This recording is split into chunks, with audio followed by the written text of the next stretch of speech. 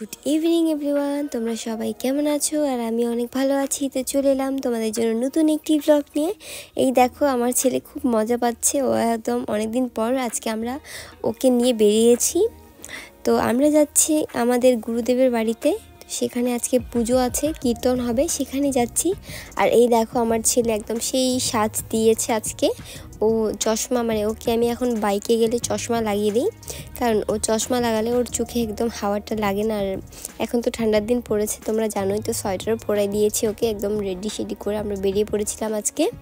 তো সারাদিন ব্লগটা নেওয়া হয়নি, কারণ সারাদিন অনেকটা ব্যস্ততার মধ্যে ছিলাম আজকে, তাই সারাদিন নেওয়া হয়নি। বাড়িতে মা ছিল না, মাও কীর্তনের এখানে এসেছিলো, তাই নেওয়া হয়নি। তো আমরা চলে এলাম কীর্তনের এখানে, মানে আমাদের গুরুদেবের বাড়িতে।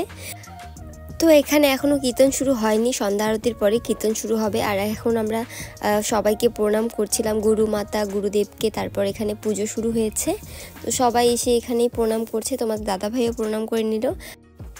তো পুজো তো অনেকক্ষণ চলবে। আর দেখো কি সুন্দর না সাজিয়েছে মণ্ডপটা, আমার তো খুবই ভালো লেগেছে।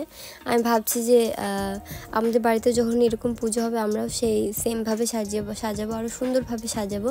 তো এখানে দেখো, এখানে আমাদের হচ্ছে বড় গুরুদেবের ছবি আছে, মানে আমাদের যে এখন বর্তমান গুরুদেব আছে তার বাবা। তো আমি কিন্তু তাকে দেখিনি, তখন আমার বিয়েই হয়নি, তার আগেই হয়তো উনি পরলোক গমন করেছেন। তো দেখো, এই যে এখানে হচ্ছে আমাদের পুরোহিত এখন পুজো করবে। উনিও আমাদের হচ্ছে গুরু ভাই লাগে।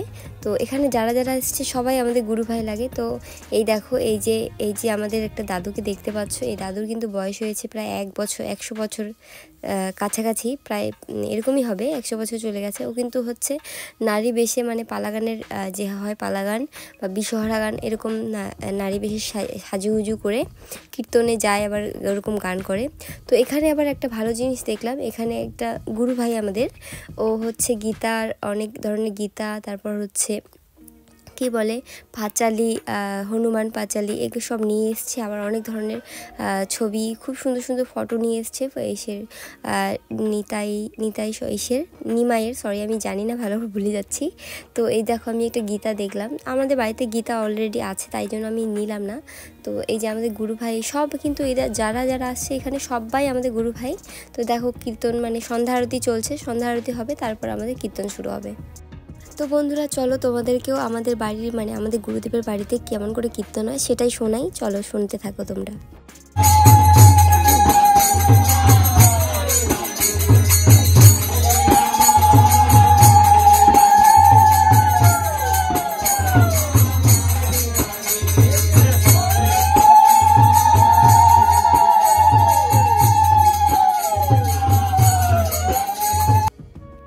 তো আমাদের সন্ধ্যা আরতি হয়ে গেছে, এখন আমরা গুরু পূজা করব। তো আমাদের তো সবাই গুরু বোন গুরু ভাইরা সবাই বসে পড়েছি, এখন আমরা গুরু পূজা করব।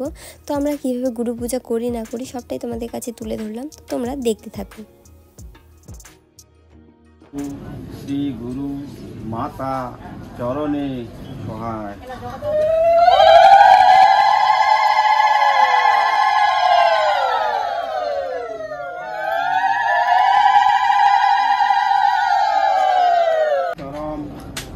পদম দর্শিতং যেন তস্মৈ শ্রী গুরুভ্যৈ নমঃ।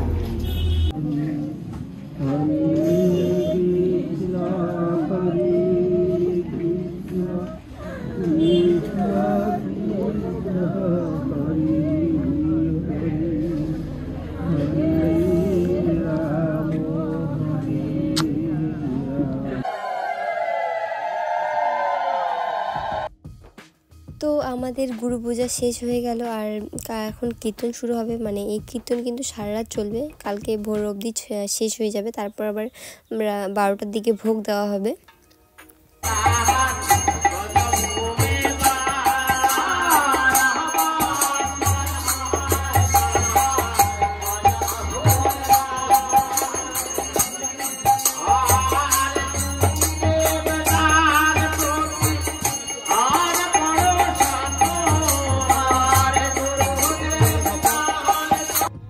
তো কীর্তন তো চলতেই থাকবে, আর আমাদের কিন্তু খাওয়া দাওয়াটা বাদ যাবে না। তো এখানে প্রসাদ বানানো হচ্ছে, তো 2টো কড়াইয়ে প্রসাদ বানানো হচ্ছে।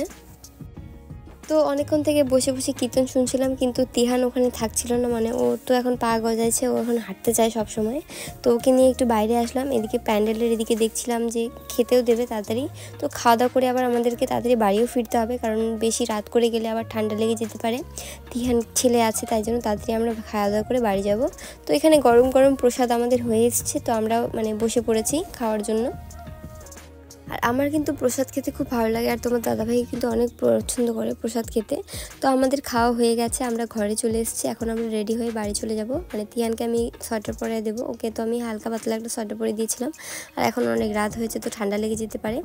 তো এই দেখো আমি ওকে জলও খাইয়ে দিচ্ছি। তো বন্ধুরা, আজকের ব্লগটা কিন্তু আমরা এটুকুই শেয়ার করছি। তোমাদের ব্লগটা কেমন লাগলো অবশ্যই জানাবে, আর লাইক কমেন্ট অ্যান্ড শেয়ার করে দেবে, আর চ্যানেলটিকে সাবস্ক্রাইব করে পাশে থাকা বেল আইকনটিকে ক্লিক করে দেবে। তো দেখা হবে নেক্সট ব্লগে। আর আজকের ভগবানের নাম নিয়ে, মানে শ্রীকৃষ্ণের নাম নিয়ে আজকে ব্লগটা শেষ করছি।